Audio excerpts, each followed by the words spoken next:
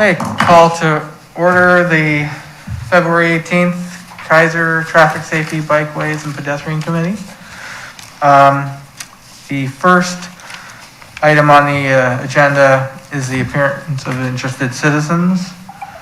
I know we have a document that was added to the agenda from Mr. and Ms. Johnson. Should I just read it since they're not here too? Yes. Okay. Sorry. Do you want to approve the minutes first? Yeah, we might as well do that, get that out of the way first then. So if you don't mind, we'll just jump to number 3 first. For the approval of the minutes from the January 2021 meeting, all in favor, or any comments first? I have Move approval of the Okay, minutes. we have a motion from Stephen and a second from Hirsch. and it abstained from me. I was not here last. Okay, so all in favor of approving the January 2021 minutes as written, say aye. Aye. Any opposed? None, and 1 abstention. Thank you. Okay. So I'll just read this as it's written. If you don't mind, I'm going to take this down so I could read a little easier. We live in Hidden Creek Estates, and to reach our home, we have to turn off North River Road onto Hidden Creek Drive. There is an apartment complex on each corner as you enter our subdivision. Recently, there have been a large number of cars parked on each side of Hidden Creek Drive. We learned from our HOA that the apartment management has started charging renters $50 for a second parking space, which has led to renters parking on the street. While this doesn't seem fair to the renters, neither is it fair to the residents of Hidden Creek subdivision because of the unsafe conditions it has created when entering and exiting our subdivision. Cars turning onto Hidden Creek from River Road cannot see the parked cars, and we have had several near misses, cars turning and almost hitting the parked cars. Also, cars parked on both sides of the street creates a narrowing that only allows one car to safely pass at a time. However, many people are not patient enough to wait for another car, and there have been some near misses there also.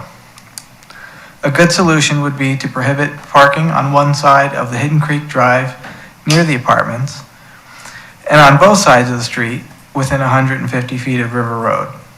We are asking that you take up this matter at your next Transportation Committee meeting on February 18th. Thank you, Bill and Emma Johnson. Keizer.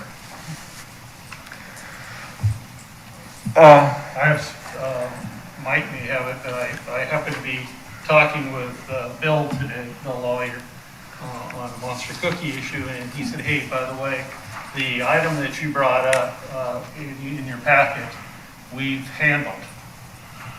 They basically following the suggestion that the people have made. And this is consistent with what the city did on Willow Lake. Yeah, so Monday night, City Council approved the painting of yellow curbs as you enter from River Road to Hidden Creek Drive Northeast. On the north side, the curbs will be painted yellow for 120 feet back to the east, which will get you right around the curve. And on the south side, they'll be painted from River Road to the Nolan apartment driveway entrance, which is about 94 feet. So I've reached out, crews will be out there to get that painted as soon as possible, weather permitting. So it's in the mix to get taken care of. I did take a look at when we first got the packet. And my other question, and I'm glad you're taking action, but, Thanks for not working. We're on TV. okay, is, I don't think a fire truck could go through there that quickly with the way the cars were parked. Well, we can only do so much, and there's a lot of neighborhoods around here with cars on both sides, and you kind of play the game where you give right away to somebody in our neighborhood, and Mike, you can attest to that. It's something that we deal with as living in neighborhoods. So hopefully, I pray as a fire truck goes through there, someone gives them the right of way so they can get through there. But there's plenty of room to get 2 cars through there. We're going to monitor that yellow curbing there, and that's the solution for right now. and we'll just see how that works. Yeah, I looked at Google Earth when we got this, and I was looking, and what sounds like it's going to happen was close to what I was thinking. I don't know if would have gone as long, but in general, I knew there needed to be some type of yellow striping or painting on the corners by the turn. But I think it was about 14 or so feet if you took if you parked both cars. And again, this is measuring on Google Earth, but there's about 14 or so feet on each of a lane if two cars are parked exactly opposite of each other. Rick, did you have something? No. Jamie? Okay, well, I think, I don't know if Bill, did he reach out to Mr. and Mrs. Johnson about this, or? I can't speak on the behalf of that. I know I just saw that, what you read in the packet today, and I'm not sure if that's the first time Bill has seen it or not, so I'm not sure. Okay, well, Tracy, do you think we should ask Bill to reach out, or should we do that? As a committee? I can check with Bill Okay. tomorrow or send him an email and ask him if he followed up with them so they know it's being taken care of. Okay, thank you. All right, who says government doesn't work? Yeah, and quickly. Quickly, yeah. All right, moving on. So the next was that committee citizen transportation survey that I had brought up at the last meeting. I did talk to Bill a little bit, not quite about what I had in my notes. It was more about the C-Tech or something similar. But what I did ask about was whether he, from what Debbie was saying last time, it sounded like Public Works was involved with the Parks Committee survey. And he certainly said that when we're ready, if we're going to have something, that there'd be no problem about us getting it on the website and having some assistance there. Of course, that still doesn't solve the problem about creating a survey. That would still be on us. And he mentioned the one at about the parks, and then he also said that there was going to be a survey, and maybe you can speak to this, Hirsch, for the Wheatland Road project? Did you get a copy of that? Yeah. Okay, it just went out. Technically, it started Monday, but because of the weather, they're going to extend it farther out. But that just went out, and that's all multimodal, as well as car and pedestrian. So it's not focused just on bikes and peds, but that's on the Wheatland Road. Yeah. From River Road to our city limits. Right. I've actually already did my response. Great. Everybody should. Yeah. Okay, so that being said, do we want to see how the survey for that rolls out and see how it goes before we start? Well, we should know in 3 weeks. Okay. And we'll have numbers and all that by then? Some. At least how many respondents. Maybe it might not be broken out and everything, but we should be able to find out that of the survey, 1,000 people responded or 2 people responded. Well, it's more than 2 because you and I said something. But that's also a good indicator of how we can proceed too, is based on numbers. And if we use the parks survey as an indicator, they had a great turnout. And when I went to city council as our liaison, that was mentioned, and the mayor was very supportive of doing something, especially if we could do it budget neutral. If we could make money on it, that'd be. Well, that's it. But that's good. Oh, yes, Rick? Michael, I thought about it, but if you're going to do action sometime. Either you're doing a survey so you can get funding to do whatever the survey is saying needs to be done, or you've already got funding in place and you need to know what to spend it on. And so when you get the results, you can go actually do something. I'd be a little bit concerned about doing a survey and then nothing happens as far as on the ground is concerned. And I totally get that. Okay. Is your mic on, Rick? Is your mic on? Rick, I hit it. If the light's on, it's good. Yeah. Okay, now it's on, yeah. Okay. So I get that, you know, having a survey that leads to nothing is worse than nothing. I see this as just sort of the first information gathering to get a sense from the city as a whole needs and wants that would then inform us where should we start focusing a little bit more on, and then maybe focusing on a second survey at some point in the future to get on grant funding that would then be more proactive on that grant application. Jamie? Thank you, Chair. I was thinking the same thing, is Is that there- maybe, I was thinking, that makes sense. I was thinking if we were to put a disclaimer out there and saying we're gathering information and putting it into 3 parts in order for us to apply for the correct grant. If we put that information in the front of the survey to make the citizens understand what we're looking for in details of what they're wanting, I think that's the first step that we take. Maybe we can even split it up into 3 different areas, which traffic safety, bikeways, and those things. As far as putting the list together of questions, are we all going to help out with that, or is that something that's going to be compiled elsewhere? Well, so from what I remember, Bill saying there was some help from an outside group on creating the survey. What I would like to do at first is see what we as a committee could come up with, and maybe even having that subgroup do it and bring it to the committee and then hammer it out, and then if we feel like we're struggling, then see if we need outside help.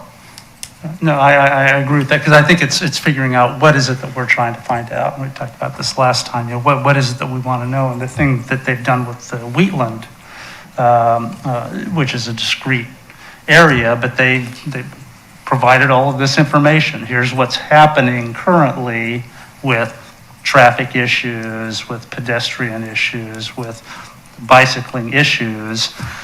Here are some potential approaches to addressing those, separated bike lanes or protected bike lanes or sidewalks or multi-use paths, and then asking generally for input from the community on those general ideas and saying, well, what is it that folks want to do? And so I think comes down to the design of what information do we need to provide in order for people to provide useful information to us.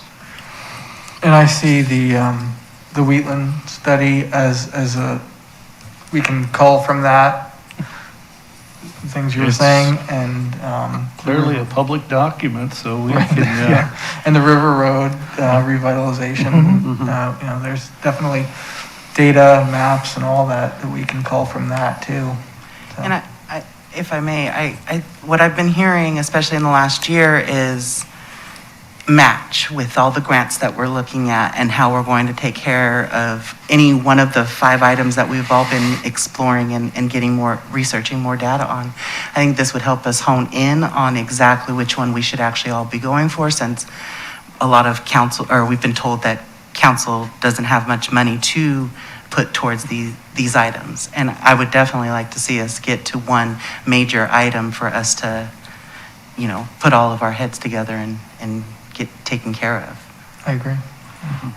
So if we can wait then from the preliminary results from the Wheatland Ferry survey and talk about that at the next meeting, and I'm speculating we'll have some information by that time. Okay. Very good. Well, I suppose if there's a hiccup, if you can just share that with us. No, yeah. We'll change as they'll- necessary. Yeah, this is the last year, and this year is one big hiccup, isn't it? Yeah. Okay, anyone, any further comments on that? Okay, the next one was the Independence Sidewalk Program, and I did talk to several people, and finally, not that the other people weren't helpful, but I finally talked to the one that was the most helpful. His name is Dean Craig, and he's with the Willamette Workforce Partnership. And that's a partnership between youth services, contractors, suppliers, that do different projects.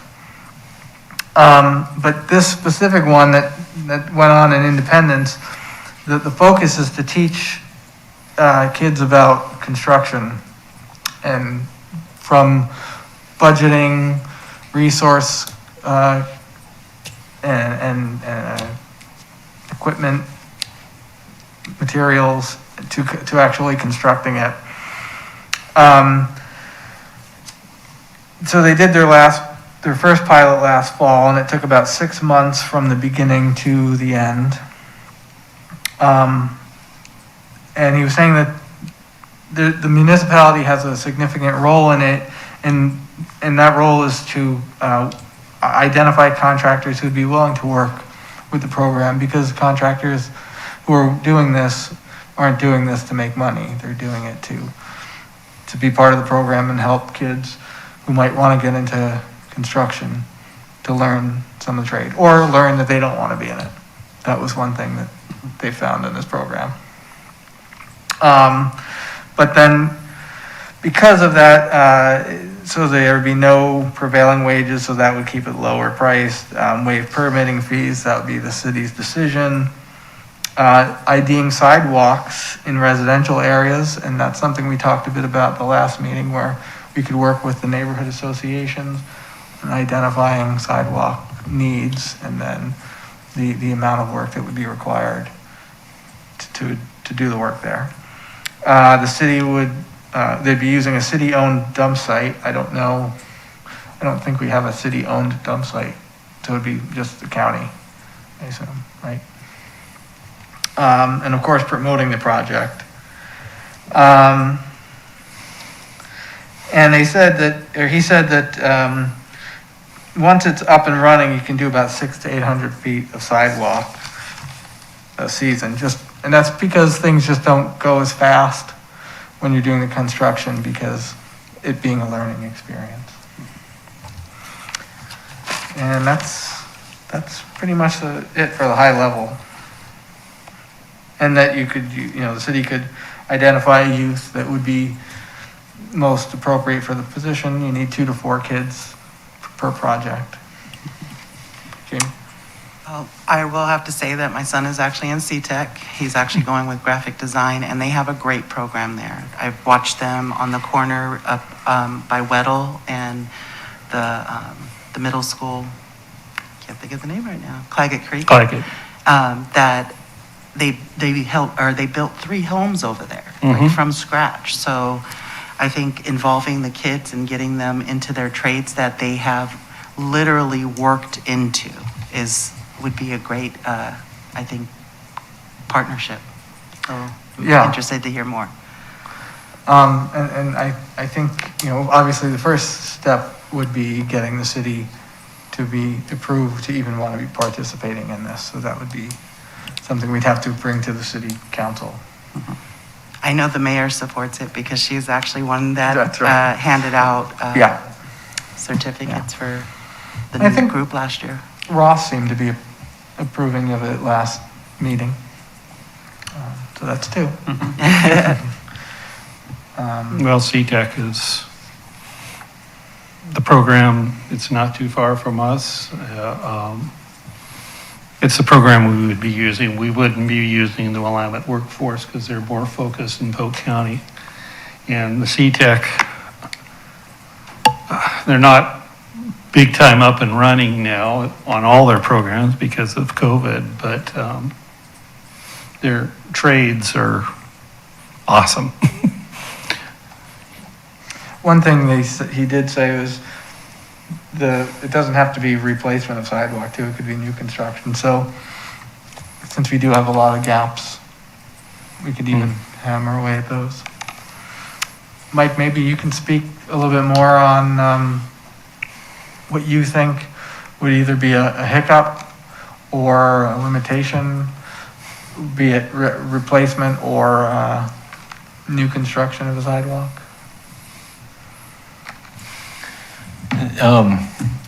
You know what, just choosing the areas, and Willamette Valley Council of Governments did a survey for us, and I think that's a survey they were talking about that they put out that had different widths of sidewalk and whether it was sidewalk, and that eventually is going to be put on our GIS. It's kind of, I think I sent it over to Steve, and it was kind of just on a piece of paper, and it just showed kind of highlighted areas, but that's a definite tool that as we're speaking we can use for areas that do not have sidewalks. As far as hiccups, it's just getting to where we want to be. You've suggested using some of these groups to help build them. Is that what you were? So this would be using this partnership where you're getting kids to work side by side with contractors to actually do the work. But before they even start doing the work, the kids learn, like I said, the budgeting and all that part. So there's the school work and then there's the field work part of it for them. No, I think that's a great idea. I don't have much more to speak on that as far as, you know, I mean, if we have the funding, if we don't go that route to get a contractor in here just to get it done, but using all these tools and using what you've been talking about, I think that's awesome. You're going to supervise them? I'll be around. I'm glad you mentioned that. Supervising, that's always becomes probably one of the hiccups, is who's in charge, whose liability is going to be the coverage. And the school district has done a pretty good job of doing the paperwork and signing off. So that would be the hiccup, but that's something that has to be done. So these kids, you know, if there is an injury, God forbid, that they're taken care of. So, and that the right party has the coverage. So I know with the Willamette Partnership, there's paperwork. Anytime there's an interagency agreement, and this is what we're talking about.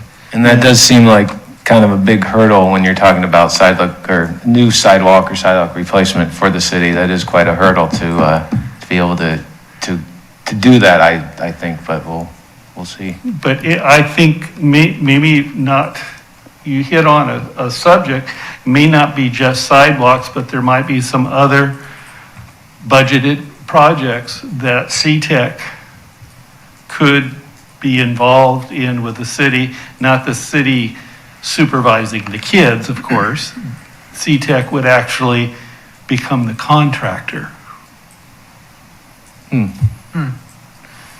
they be willing to? I don't know. Find out if they'd be willing to take I that just role. have seen, you know, my old risk management job came back, and there was things in the distant past that, yeah, they become the contractor, and they have the bond and all that's required, and they do the work.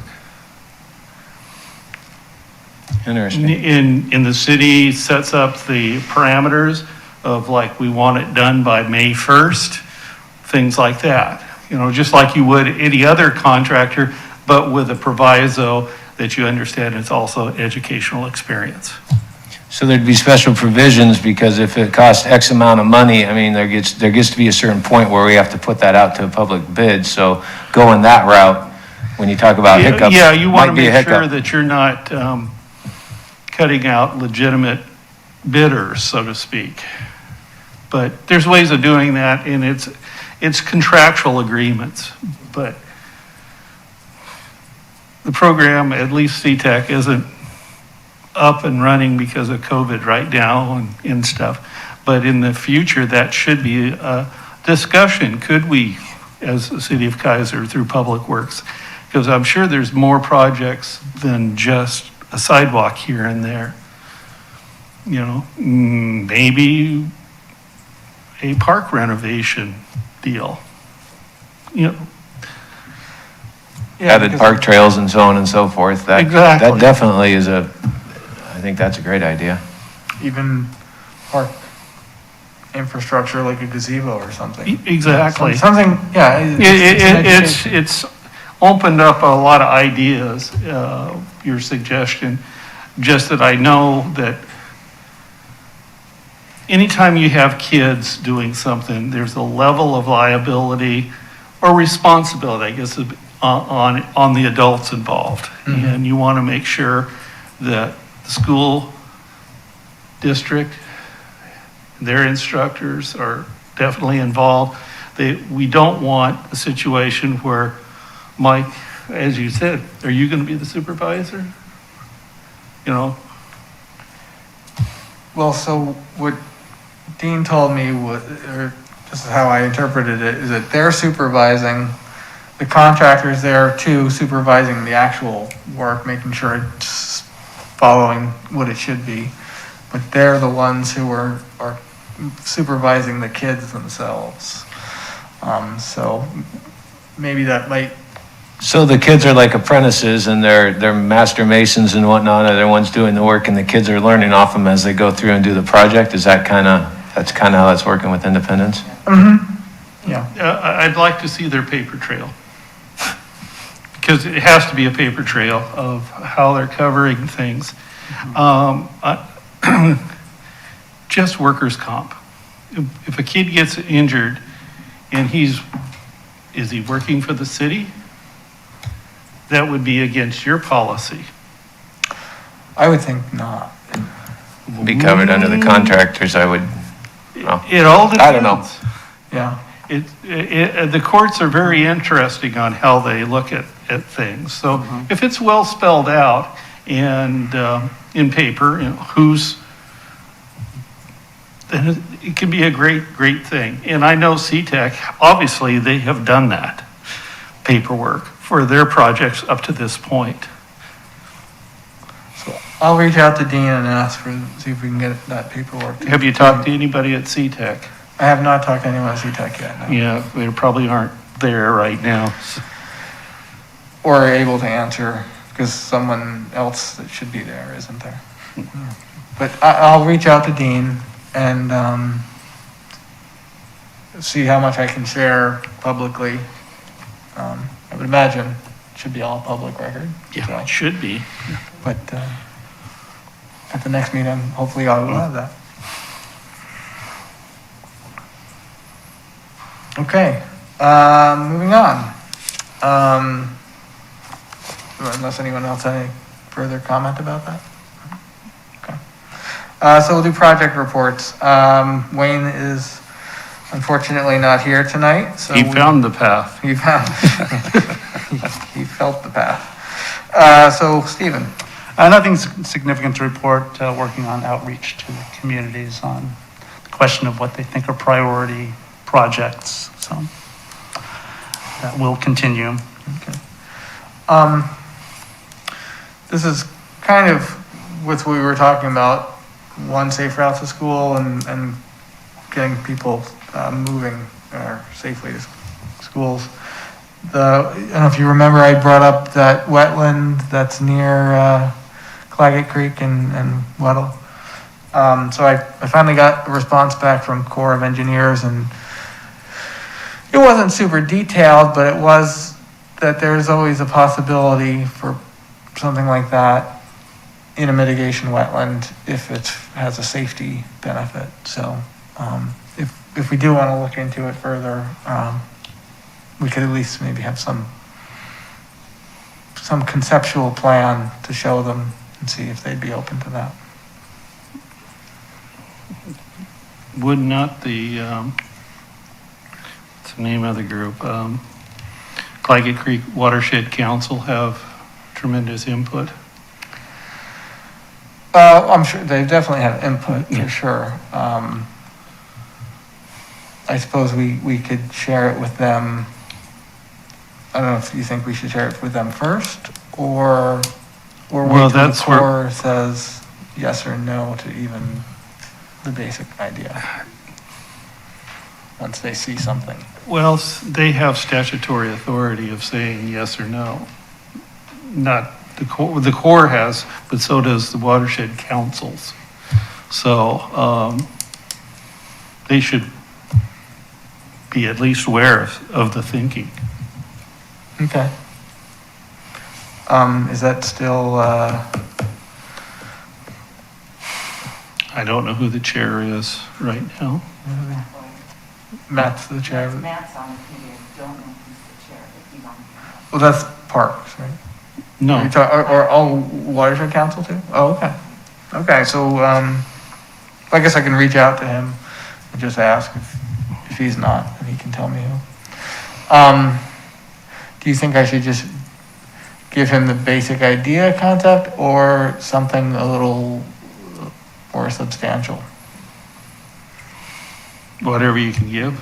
I don't know how substantial Well, like if we want to even have a drawing that shows, other than this is where it would start and this is where it would end, like have something, even a perspective path through it, drawn on a I'm just Aerial. going on my memory that a path has been drawn before, and the person that was involved with that was Richard Walsh, when he was in charge of Parks, trying to do that. So there's, I think, drawing floating around somewhere, and the Watershed Council might even have it already. So, Okay. and that goes back to when Richard was on city council, so it's a few years back. Okay.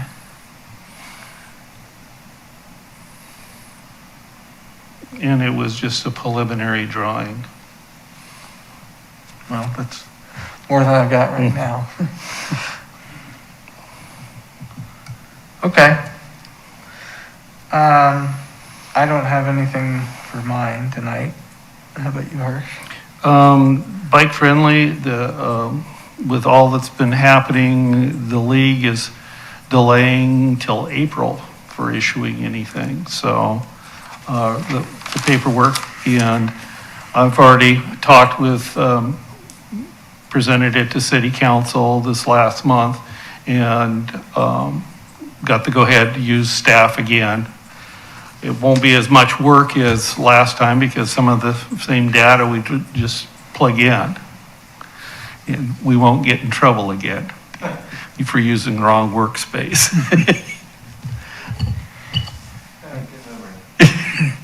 So it'll be late spring, early summer we can start. And it looks like late August is when we have to turn it in. And we'll have the new stuff that we'll be able to put in there is the use of the Safe Routes to School coordinator within our two schools here, which we'd never had before. And what we were marked down for not having was a school involvement. We got it this time. Okay. All right, Jamie? So Hirsch, I heard that you went to the webinar for Mid-Willamette Valley COG in just the last month, and I was hoping to get a report if you could update me because I wasn't able to attend that. I read it in the minutes or an email came through. Yeah, the Zoom meeting, Yeah. just very early, waiting for the kids to come back. And with a lot of possible plans, once the kids go back to do outreach with the schools. There were some ideas of, like we did this last summer and early fall, some helmet events, and maybe even there was talk about a bicycle swap meet. It was a real brainstorming, but it's still too early, and the principals that McCrae has been talking to are all positive, but they're focused on getting the kids back, and then we'll talk about these other things. But they had an event at Auburn early January, and it was a helmet fitting and stuff. Everything is well attended, but no on bike or that. And the principals, just that I got from McCrae, is a lot of the principals are, of the 6 schools that she's the coordinator for, are really focused about getting the kids back to school and stuff. So once the kids are back, even on the part-time basis, especially at since we're dealing with elementaries, we'll start having mini events. Yeah, that reiterates exactly what McCrae and I had emailed back and forth about meeting and getting some more steps, what the next steps were for us in place. And at this time, or she said, I think it was Bill Post she talked to, and she said at this time, let's go ahead and put a pause on that. So I think, I don't know when I should call her back now. I hear that our focus is getting our kids back into school. So is this something I bring up after school is out, or after they're back into school? Well, or do we tie this into the survey and really kind of extrapolate that data to maybe point us in the direction of what we're thinking? I don't know. Yeah. My first gut feeling is, let's wait till the kids are back in school. Parents are a little more knowing what's going on, because they're going to be our source of feedback. And some of the parents don't remember how their kids got to school. It's been so long ago, and we have so many new kids that don't. So I would, unfortunately, I'm thinking April-ish. Okay. Because I know that they're going to be starting, in fact, as Kiki was talking about, my daughter, Right. next week Yeah, for we'll some see how of, it goes. yeah, so it's, Right. everything's up in the air. So The other thing is on, should add to, on McCrae, is we know it's a 3-year grant, and ODOT is monitoring it. ODOT has said, don't worry, because we haven't really done what the original contract or work plan, because there's no kids. So it's all been understandable, and they're kind of extending it. Okay. So it's not like, well, 3 years is over, bye-bye, and we didn't do anything. ODOT is saying, we want this to happen. We understand it's beyond the contractors. And there appears to be another 3 years worth of money to fill in. So much more hopeful about the whole situation. So we have some time. Sounds good. Yeah. At this time, I just kind of wanted an update, but as far as moving forward, it looks like I'm kind of going to be on pause until we get a couple of these other items rolling. One thing, and maybe we're getting too late in the game for this, but having this pause on kids actually going to school and having, the scrum of people at schools every day during the week, with that not happening all this time, it probably would have been a good opportunity to at least install some minor things, whether it be a painted bike lane or something that, I don't know who would have been the driving force behind that, the paying party of that, but I just know you probably have all heard stories about cities in the US and internationally taking advantage of the pause and the increase of people biking to implement things. And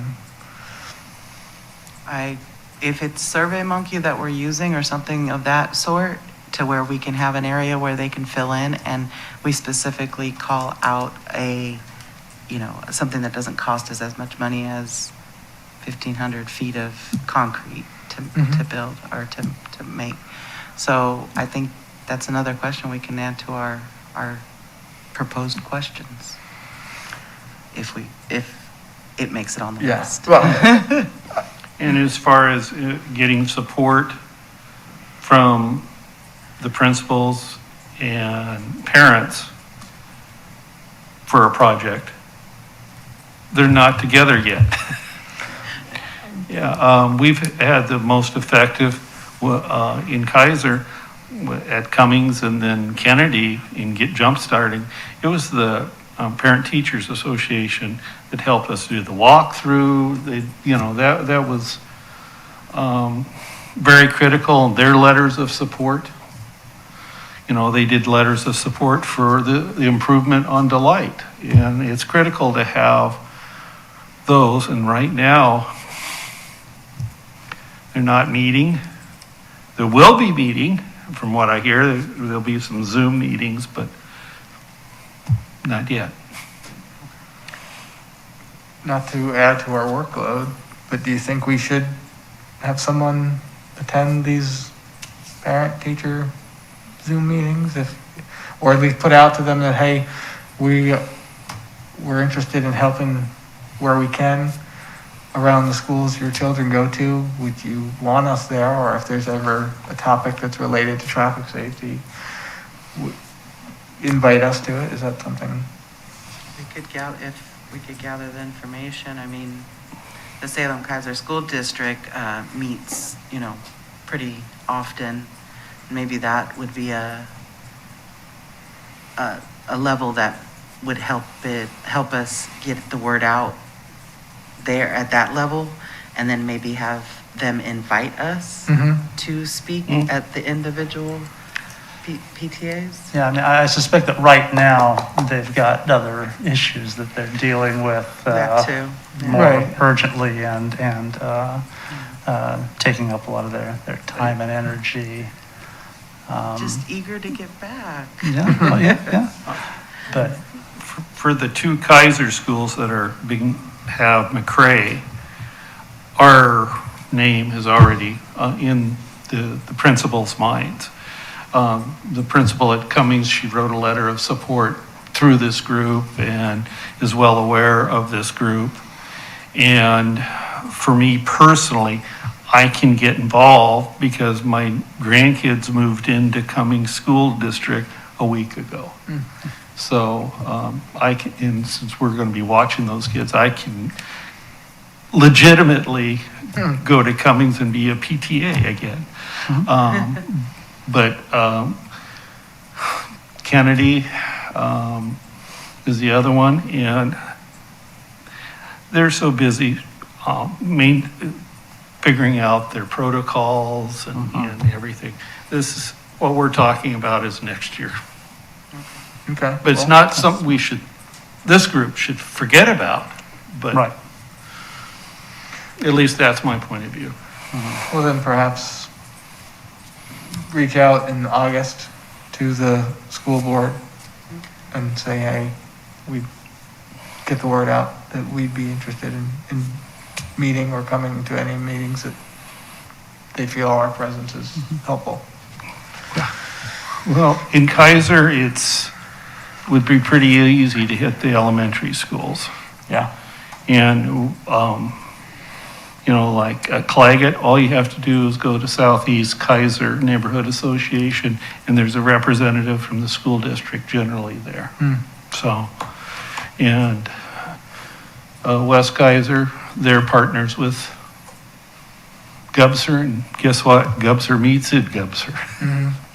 Yeah. That reminds me, Stephen, have you reached out yet to any of the neighbors? That's what my current project is. Yeah. And So- have you've talked to them yet? No, I haven't done much yet. Okay, that's fine. All right, well, David would be the next person, and you're done, Jamie, I think? Yes. Okay. And then Rick, do you have any? Okay, Planning Commission report. Hirsch. No, this was exciting. This was a joint Planning Commission, City Council meeting with it being on Zoom, with a presentation being made by the contractor that's developing data on the buildable land inventory and housing needs analysis. The gist of, and this was their first presentation, there'll be another one in March with more data, but this is a plan looking at the next 20 years for Keizer. It's clearly all hypothetical. It's looking at what land could be buildable in Keizer. Not that we're forcing anybody, do you do that, but what land is available. They're projecting that our population will grow by about 25%, so about 10,000 more people in 20 years in Keizer. We really have, as far as developable land available, is maybe about 235 acres. And the UGB is shared, of course, with Salem, and Salem has a 50 years worth of available out south. So we're in a need area, and so some decisions will have to be made as they gather more data and start presenting it to council and the Planning Commission in the next year or two. So this is all speculative information, crystal ball, as they said, and it's based on a little bit of science, a little bit of what's happened, and you pretty well can go out there and look on a survey saying there's not a lot of available land. And they also looked at areas that zoning changes have been made to help, like in the Cherry River Road area, to improve. But we don't have a lot of open land for multiple housing. So we're, based on the figures, we're in kind of a need. So as time goes on, the city can, and with the Planning Commission and their recommendations, and City Council, of course, look at some other ways to increase housing. The other thing that they mentioned only slightly, because they were going to get more information, is the rent's pretty high in Keizer right now. And that's not projected to improve in the future. Yeah. No, they said, because I Oh, you got to watch it too? that as well, and so that they projected, currently their projection is that we're going to need 3,839 new housing units over the 20 years, and we have capacity for about 1,665. And that a significant amount of the population growth is going to be cost-burdened households. So that goes to the rent issue, where the rent is a significant percentage of Their the household total income. house, yeah. Yeah, so. It's just data. You can take it whichever way you want, but Keizer doesn't have a lot of land. Keizer, and they talked about it, its location is Portland, Salem, and the draws back and forth, and our land is, valuable, and it looks like more valuable in the future. And we're not talking about property values and all that, but it's desirable, and we don't have a lot of land.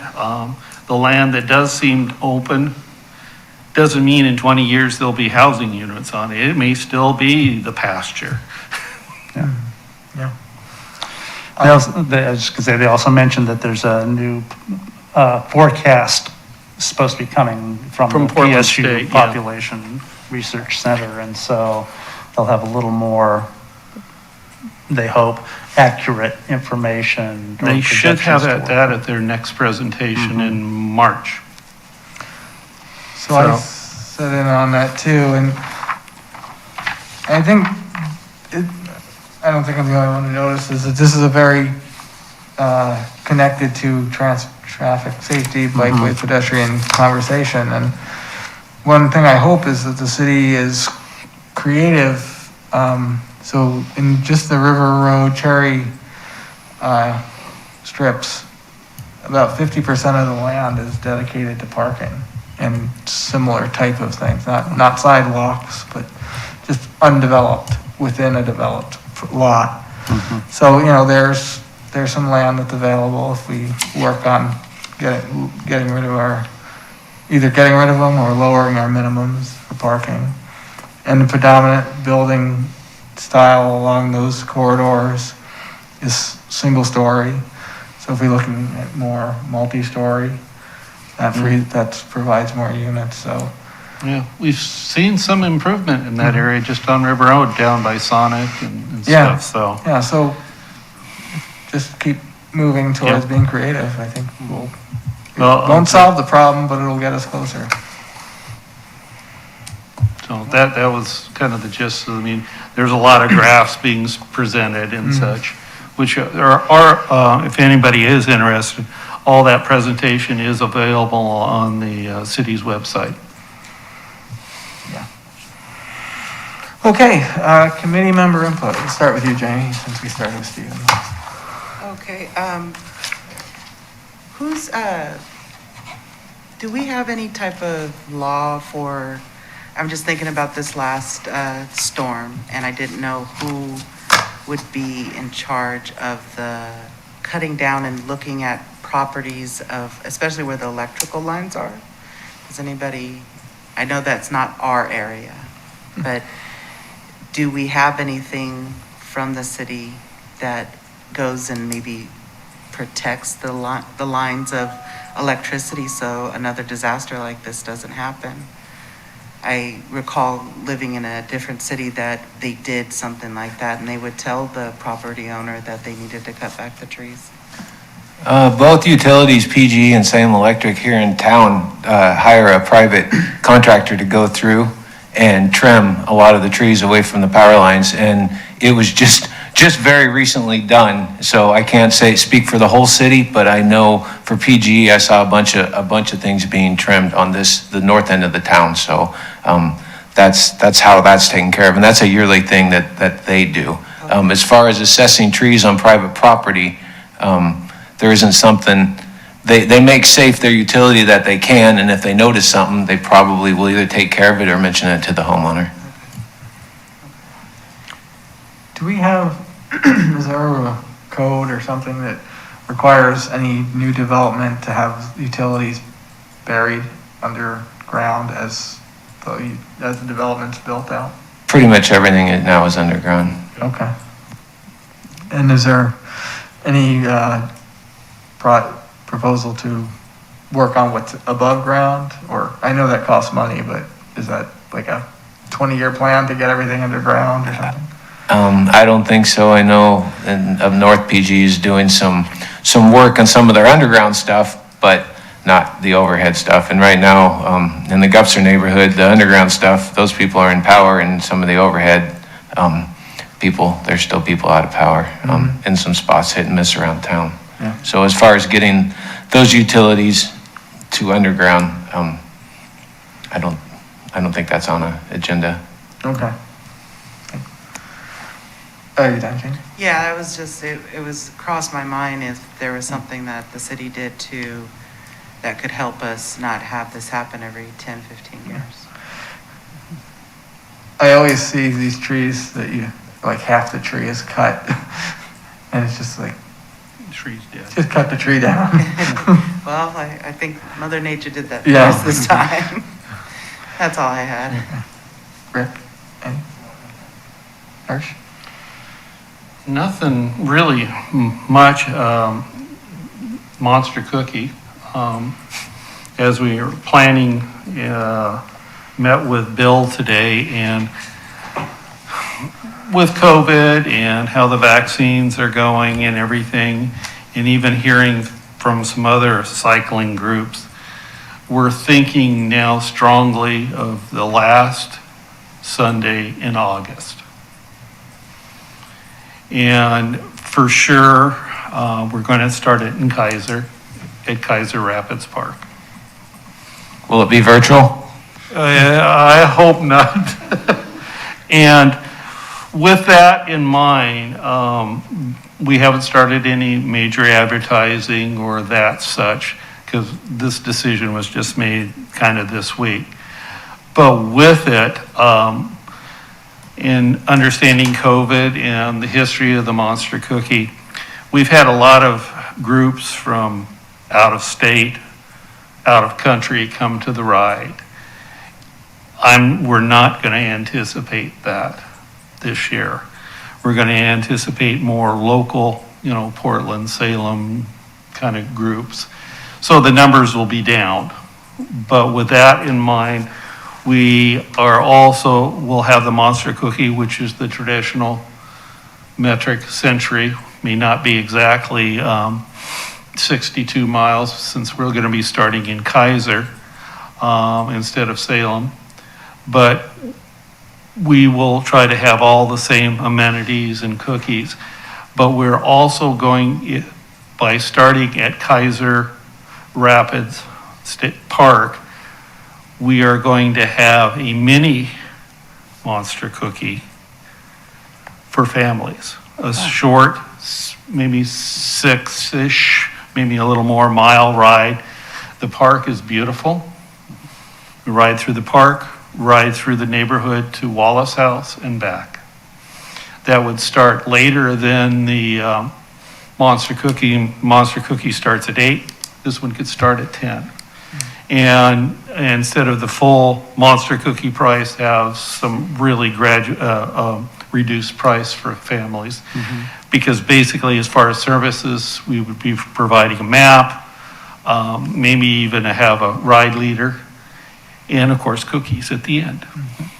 So that, trying to enhance maybe a few more riders, with the knowledge that we have a lot of new bikers out there because of COVID, because the bike shops are empty of bikes. So that's what we're going to have, and try to emphasize Keizer and its things.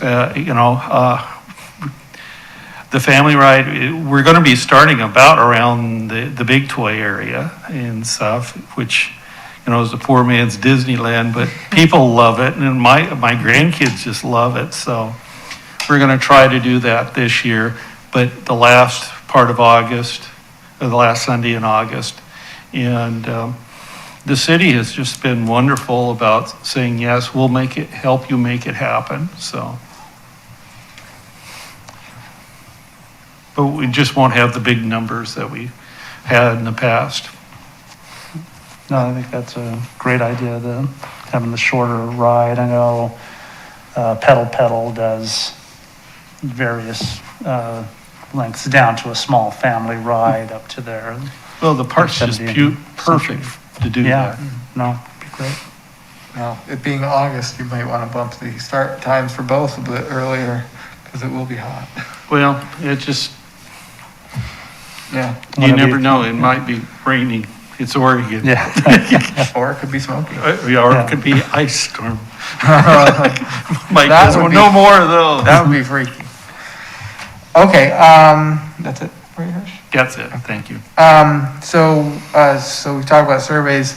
Chariots was gonna have a webinar, meeting for this proposed for Salem to Albany bus route. Got postponed because of so many people with power outages, so they're gonna do it, I think, March 3rd. So if you're interested, it may not directly impact Keizer, but it still has some impact. Yes, it does. Yeah, it does, because people here working in Albany and vice versa. So, from what I've They said it was March 3rd, I think it's 6 o'clock, so they'll be sending out emails again. If you'll forward Hmm? that. If you'll forward that. Yeah. Okay, Stephen, anything? Nothing, I mean, I kind of echo what Jamie was saying about need for preparedness, and I think that that's something that a lot of not only localities, but the state generally and the nation has to deal with. We see with what's been happening in Texas, that it's hard to be prepared. I mean, I honestly have lived this state my entire life, and I've never seen anything quite like what we experienced this last week. That intensity of freezing rain and the effect that it had on trees, power, transportation, everything. I think it's unprecedented in my experience. And that goes back to the Columbus Day story. Yeah, which I lived through, and I remember folks we lived up on Ridge Drive, we were out power for weeks. We got water from the Indian school, because they had their own wells and generators over there, so we got water, kind of like you used to do with my in-laws, or the hose back and forth, so it happens periodically. I think we've had enough, though. Yeah, no, I do. I think commend all of the folks, the city, the utilities, all of the folks have been working so hard to get things back up and running, and feel badly for the folks who still are lacking power and or communication and information infrastructure, and I think that's not whatever small part of that enormous pie that we have. I think thinking about those things in the long term is valuable. Well, to that end, there's two things I'd like to say. One, if you do know someone, or if you want to reach out to people who don't have power yet, that you might be able to help them in any way, please do. On my street, 2/3 of the street's out power, so while we're sitting all warm and cozy in our house, just 2 houses down, they don't have it. So we're trying to help who we can.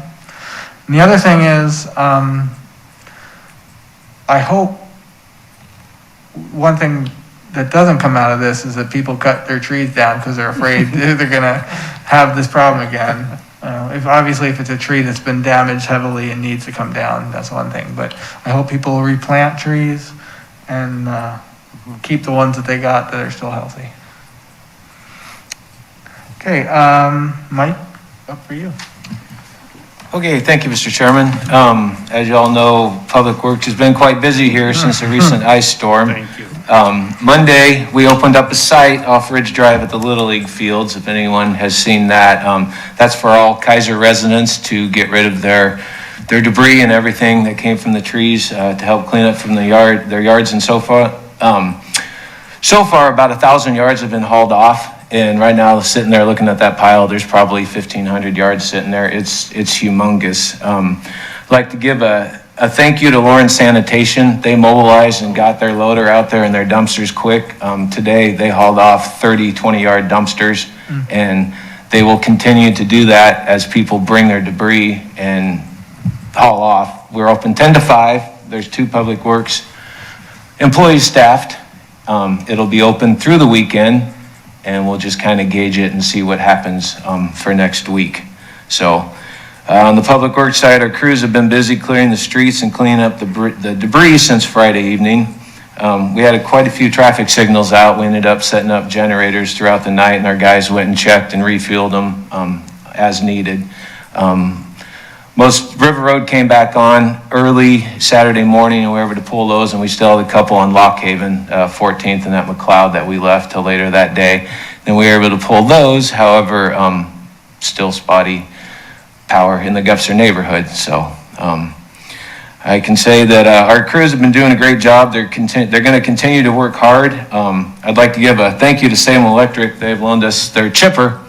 And so that's making short order as our guys are going around. Basically, besides everything that's come in that filters down to a list, you can just drive down any street and we're just clearing right away, curb to curb, doing what we can as we just drive through a neighborhood. The list was good, but you turn down any street and it's just, oh, there's something.